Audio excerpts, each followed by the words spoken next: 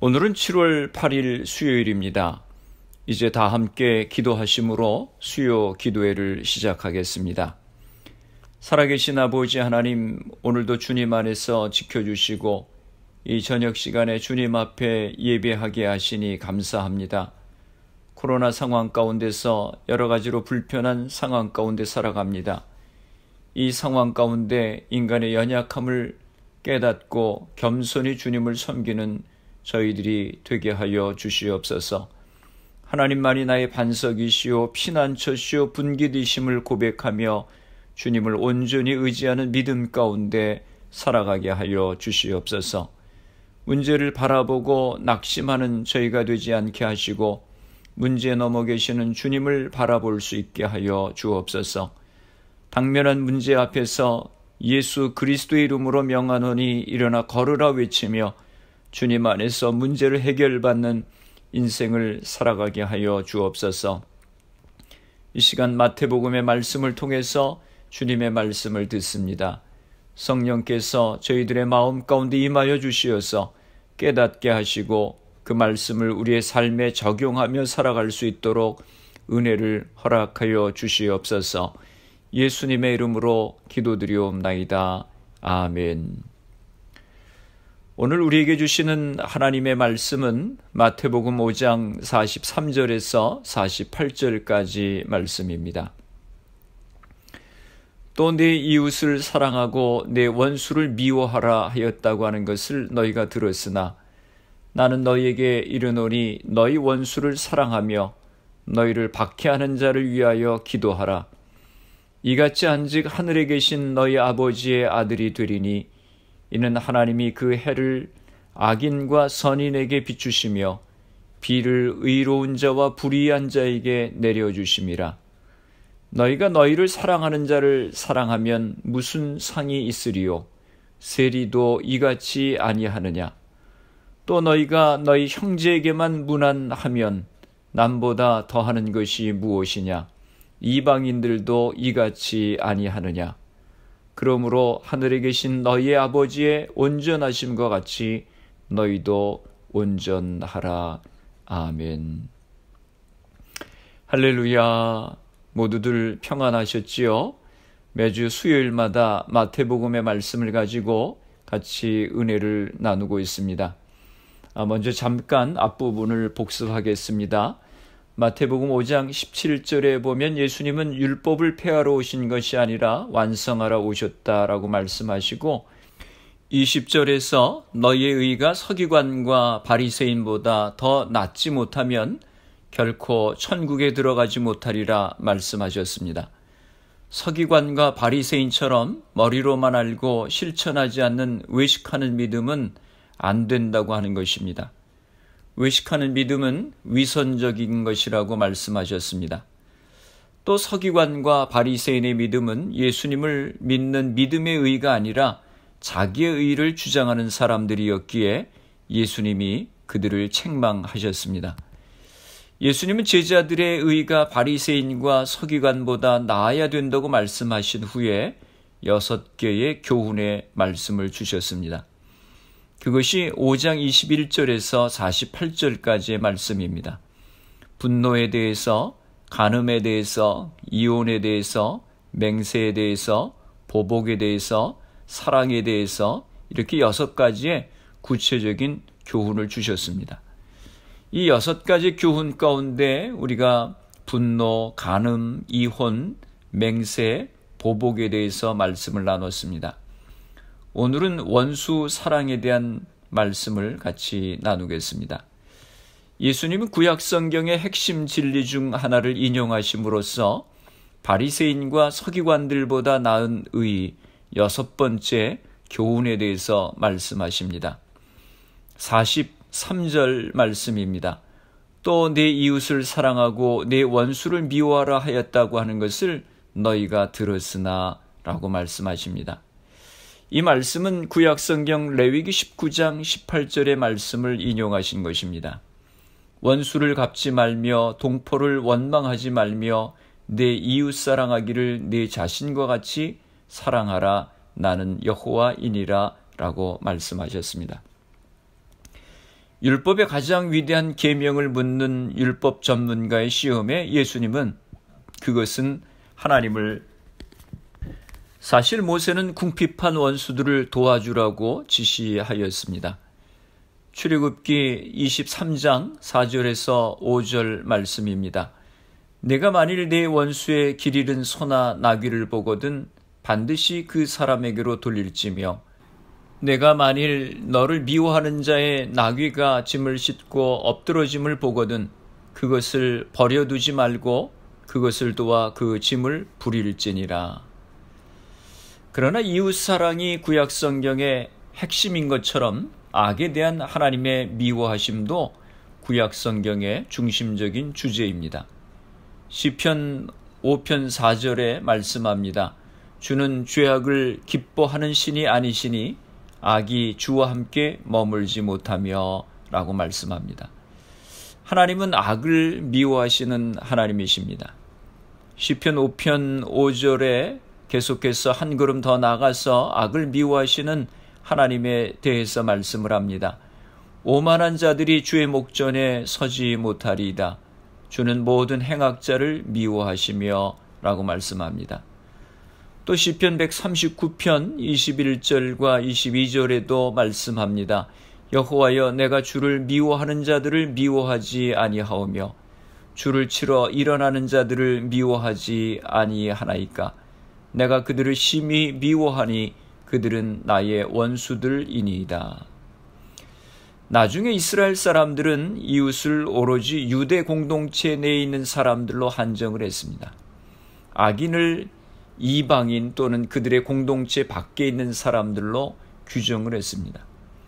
그런데 예수님은 이웃을 사랑하고 원수를 미워하는 것과는 다른 태도를 취하십니다. 군중들이 기대하고 알고 있던 상식과는 전혀 다른 방식으로 말씀을 하십니다. 마태복음 5장 44절 말씀입니다. 나는 너에게 이르노니 너희 원수를 사랑하며 너희를 박해하는 자를 위하여 기도하라. 하나님은 악을 미워하시지만 죄인들이 회개하고 하나님과 화해하시기를 원하십니다. 그래서 우리에게 익숙한 격언과 같은 말씀이 있지요. 하나님은 죄인을 사랑하시지만 죄인은 미워하신다. 이것은 원수를 사랑하라는 예수님의 말씀에서 나온 것입니다. 이 말씀은 이스라엘 사람들이 일반적으로 알고 있던 상식과는 다른 것이었습니다. 사실 이 말씀은 우리에게 상당히 부담을 주는 말씀입니다. 오히려 우리에게는 구약의 이스라엘 백성들처럼 이웃을 사랑하고 원수를 미워하라고 하는 말씀이 더 공감이 가고 그런 방식으로 살아오셨을지도 모르겠습니다.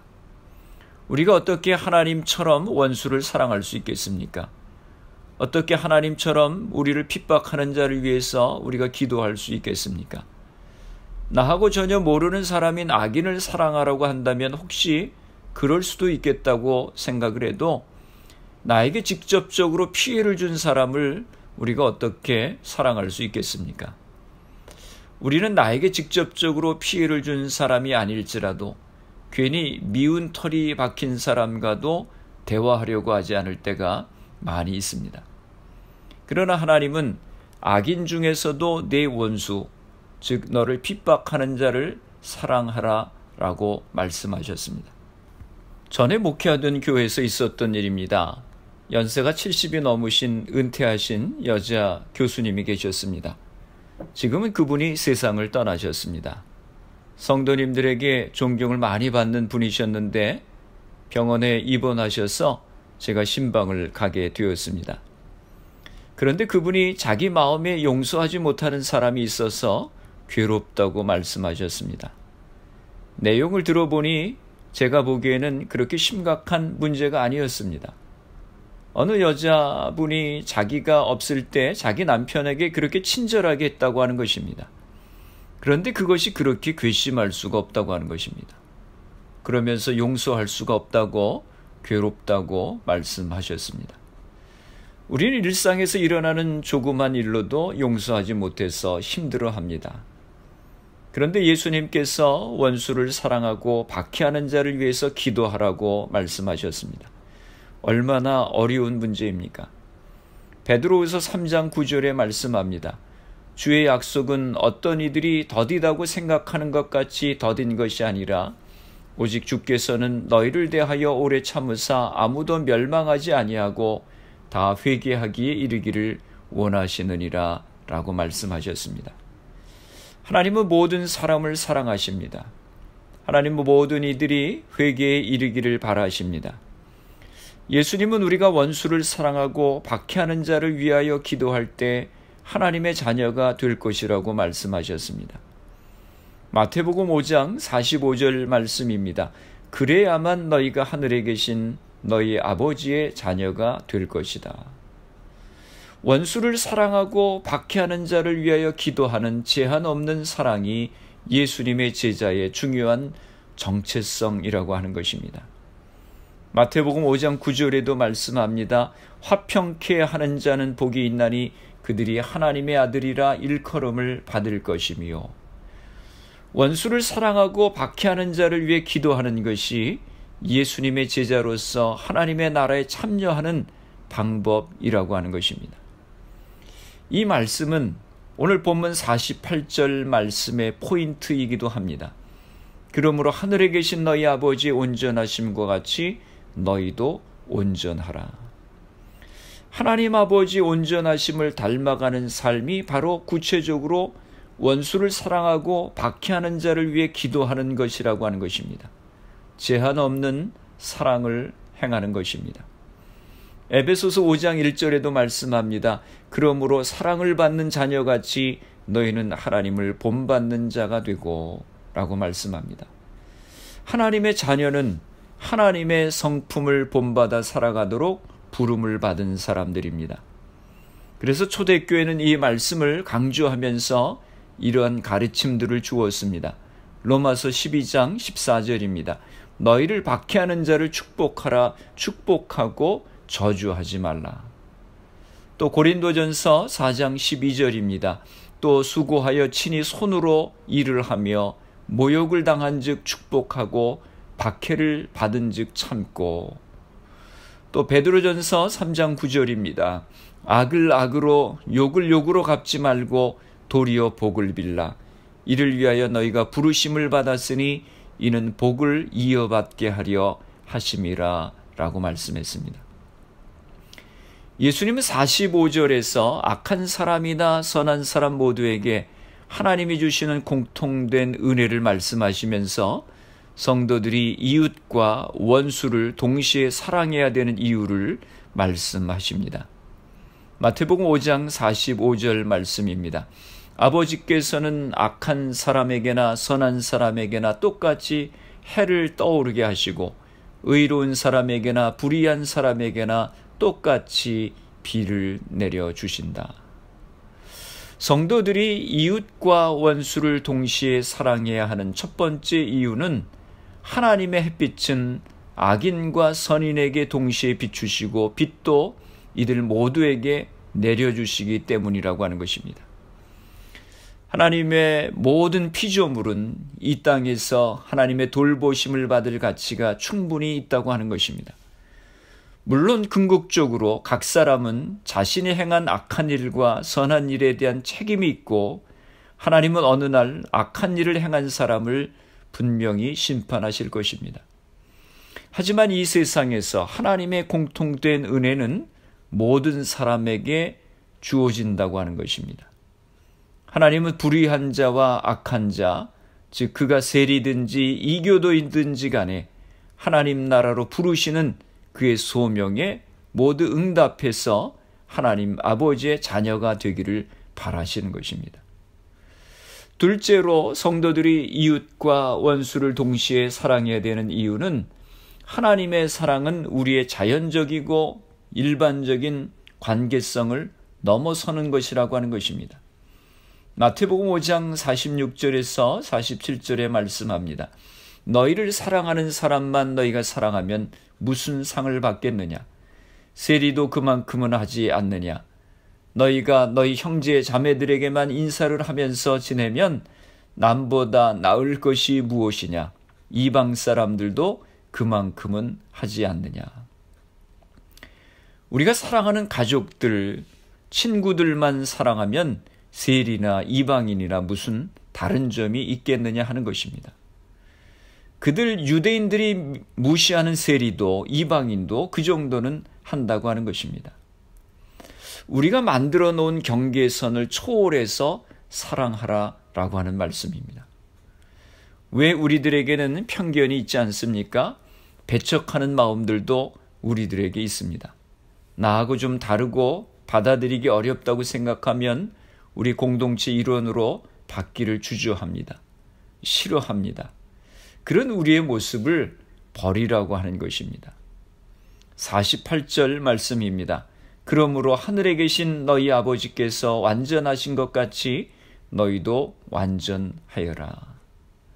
48절은 결론의 말씀입니다. 아버지께서 완전하신 것 같이 너희도 완전하라 라고 말씀하셨습니다. 완전하라라고 하는 이 단어가 굉장히 우리에게 부담이 됩니다. 48절에서 완전하라라고 하는 말의 그 의미가 무엇입니까? 오늘 우리가 읽은 본문 마태복음 5장 43절에서 48절의 본문과 똑같은 평행 본문이 누가복음 6장 27절에서 36절까지의 말씀입니다. 그런데 그 평행 본문 누가복음에 보면 이 완전하라고 하는 말씀을 이렇게 해석했습니다.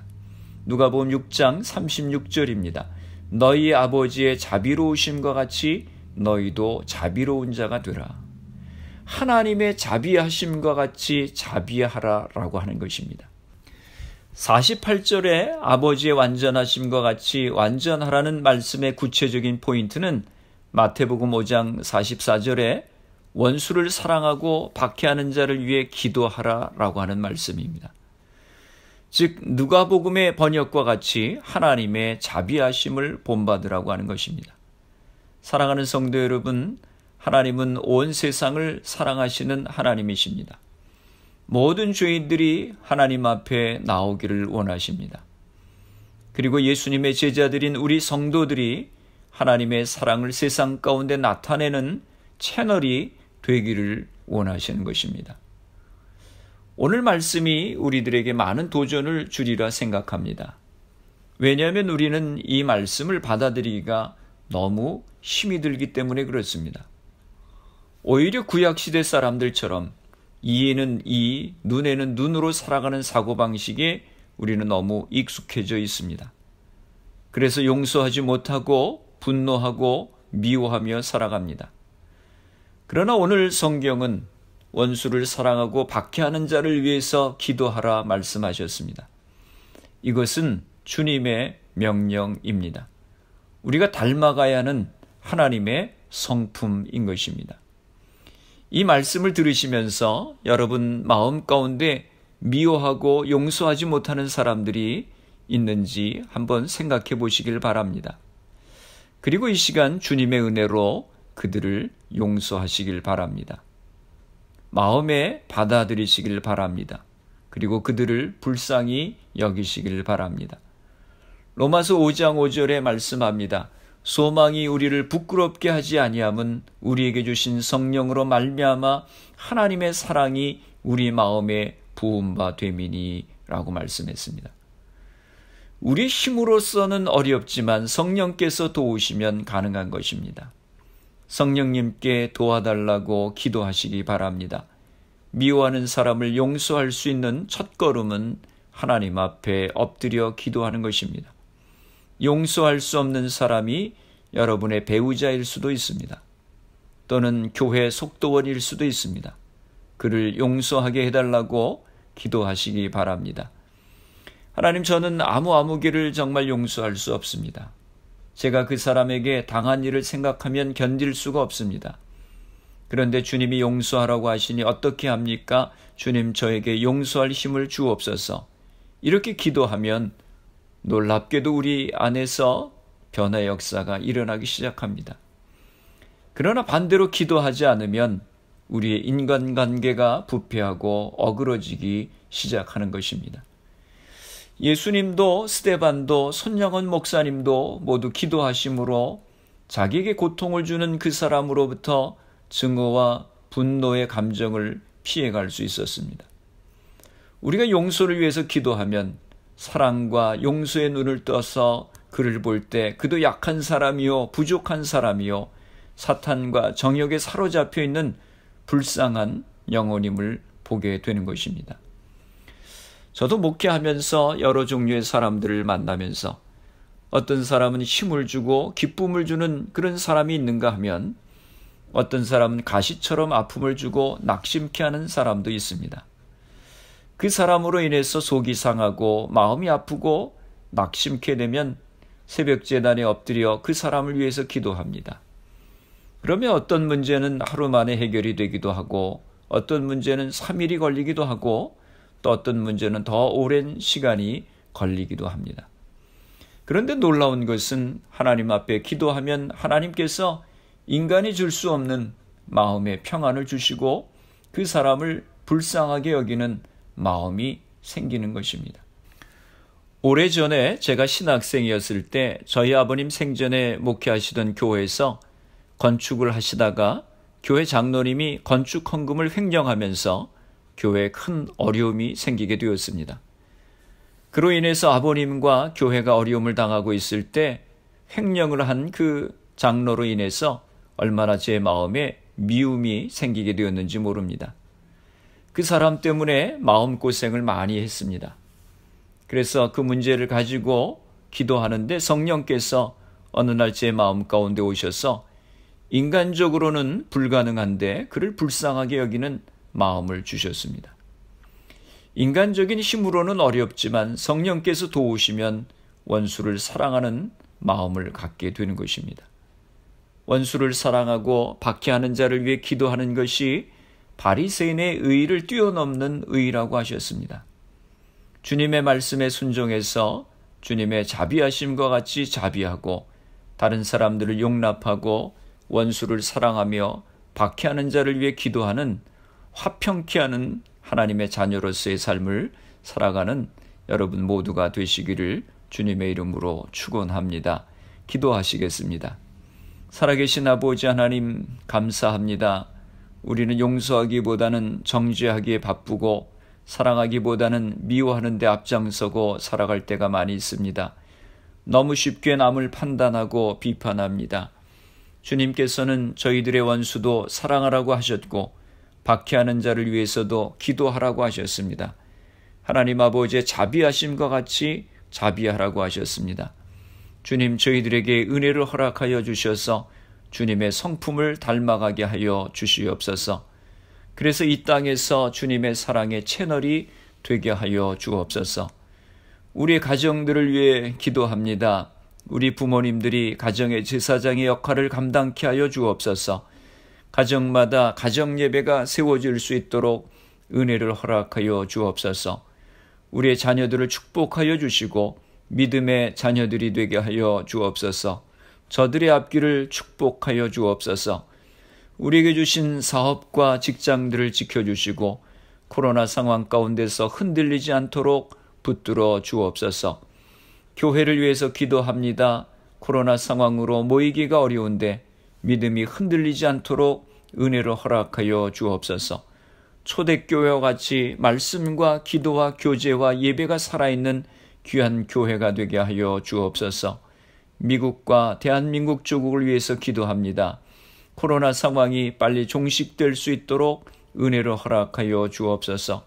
대통령과 나라의 지도자들이 바른 리더십을 발휘할 수 있도록 은혜를 허락하여 주옵소서. 예수님의 이름으로 기도드리옵나이다. 아멘. 주기도문 하시겠습니다. 하늘에 계신 우리 아버지여, 이름이 거룩히 여김을 받으시오며 나라가 임하시오며 뜻이 하늘에서 이루어진 것 같이 땅에서도 이루어지이다. 오늘 우리에게 일용할 양식을 주시옵고 우리가 우리에게 죄 지은 자를 사하여 준 것 같이 우리의 죄를 사하여 주시옵고 우리를 시험에 들게 하지 마시옵고 다만 악에서 구하시옵소서. 나라와 권세와 영광이 아버지께 영원히 있사옵나이다. 아멘. 수요 기도회를 마쳤습니다. 오늘도 주 안에서 평안한 밤 되시길 바랍니다. 내일 새벽 기도회에 뵙겠습니다. 예배 후에 가정과 교회와 나라를 위해서 기도하시기 바랍니다. 주님의 말씀을 사랑하며 용서하는 삶을 살아갈 수 있도록, 또 주님의 자비하심과 같이 자비를 베푸는 삶을 살아갈 수 있도록 기도하시고, 비판하고 정죄하고 미워하는 마음을 버릴 수 있도록 기도하시기 바랍니다. 가정에 가정 예배가 세워질 수 있도록 기도하시고, 또 부모님들이 가정의 제사장의 역할을 감당하고 자녀들과 사업과 직장을 위해서 기도하시기 바랍니다. 우리 교회가 초대교회와 같이 말씀과 기도와 예배와 교제가 충만한 교회가 될 수 있도록 위해 기도하시고, 미국과 대한민국 조국을 위해서 기도해 주시고, 코로나 상황이 하루속히 종식되고 또 수고하는 의료진들, 봉사자들, 위정자들 위해 기도해 주시고, 코로나 백신 개발을 위해서 기도해 주시고, 또 희생된 가족들, 또 환자들 위해서 기도해 주시기 바랍니다.